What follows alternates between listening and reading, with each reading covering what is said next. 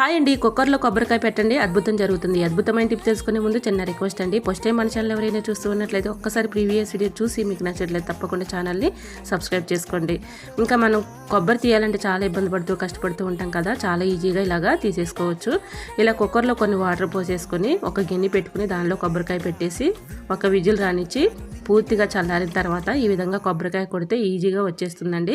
So ఇలాగ కొట్టిన తర్వాత చాకుతో ఇలా ఈజీగా మనం చల్లారిన తర్వాత తీసుకుంటే కొబ్బరి ఈజీగా వచ్చేస్తుంది. ట్రై చేయండి. మనం ఎక్కువగా కష్టపడే పని లేకుండా ఈజీగా ఈ సింపుల్ మెథడ్లో చాలా ఈజీగా సింపుల్గా కొబ్బరికాయ కొట్టవచ్చు, అలానే కొబ్బరి కూడా తీయొచ్చండి. చాలా ఈజీగా వచ్చేస్తుంది అనమాట.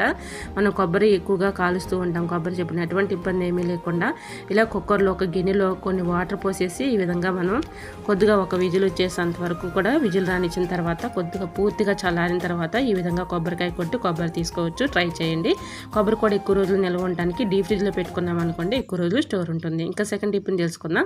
తమలపాకులు మనం ఎక్కువగా తెచ్చుకొని ఫ్రిడ్జ్లో స్టోర్ చేసుకుంటూ ఉంటాము, ఎక్కువగా పాడైపోతూ ఉంటాయి. అలా కాకుండా ఈ చిన్న ట్రిక్ని ట్రై చేయండి. తమలపాకులు శుభ్రంగా వాటర్లో క్లీన్ చేసేసి తేమ లేకుండా శుభ్రంగా తుడిచేసుకున్న తర్వాత ఆరబెట్టుకొని ఈ విధంగా ఒక పేపర్లో రోల్ చేసుకుని ఒక జిప్లాగ్ కవర్లో ఈ విధంగా పెట్టేసుకొని ఫ్రిడ్జ్లో పెట్టుకుంటే మనకి ఎప్పుడు కావాల్సినప్పుడు ఈ విధంగా తమలపాకులను తీసుకుని యూజ్ చేసుకోవచ్చు. ట్రై చేయండి. వీడియోని ఇస్తే లైక్ చేసి మన ఛానల్ని ఫాలో అవ్వండి. Thanks for watching.